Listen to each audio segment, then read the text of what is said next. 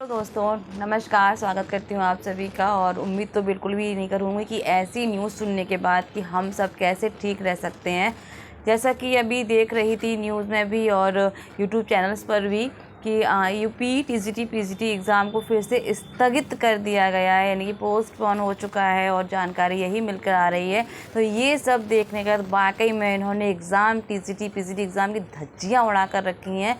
इन्होंने वो हालत कर रखी है कैंडिडेट्स की। इनको ये नहीं लगता है कि एक कैंडिडेट्स जो दिन भर की भागम भाग के बाद अपने लिए समय निकालता है, तैयारी करता है, प्रॉपर अपने सिलेबस को देख रहा है, इतनी अथक प्रयास कर रहा है, घनघोर मेहनत कर रहा है, वो आयोग को दिखाई नहीं देती। इनको सिर्फ अपने मतलब से मतलब है।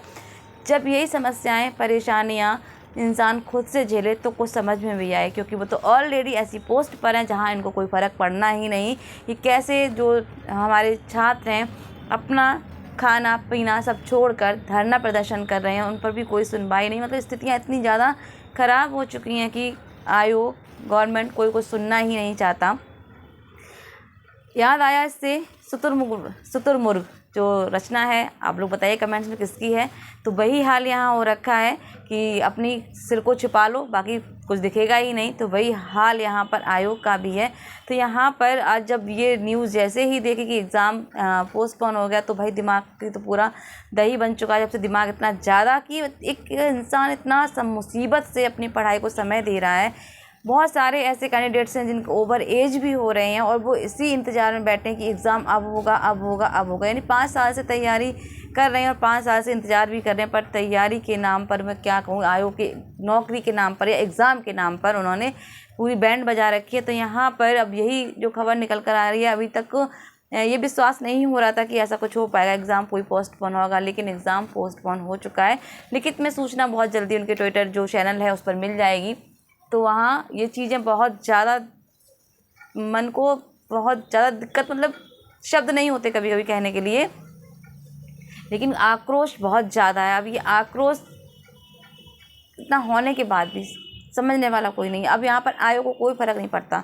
जो स्थिति कैंडिडेट्स की यहाँ पर हो रही है उससे उनको कोई लेना देना नहीं है। आप सब समझदार हैं, देख ही रहे हैं।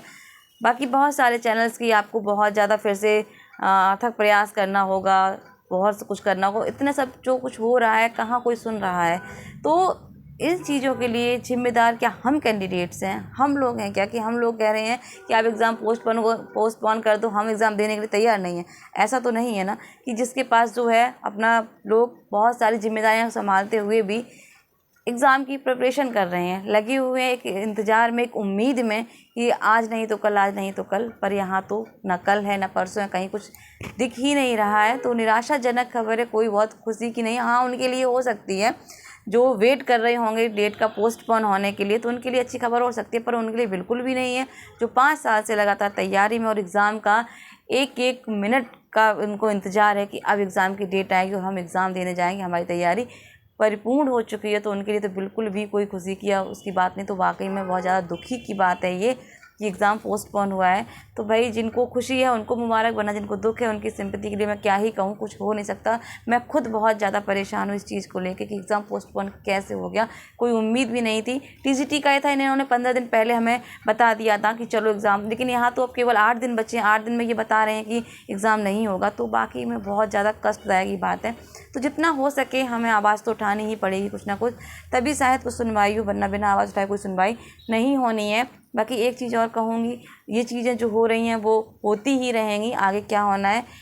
थोड़ा सा मन खिन्न भी है, लेकिन इसके साथ साथ अपनी तैयारी को विराम मत दीजिए, वो आप अपनी कंटिन्यू रखिए। भले ही आप अपसेट हैं, परेशान हैं, थोड़ा सा रिलैक्स ले लीजिए, मेंटली थोड़ा सही हो जाइए, उसके बाद अपनी तैयारी को फिर से शुरू कर दीजिए।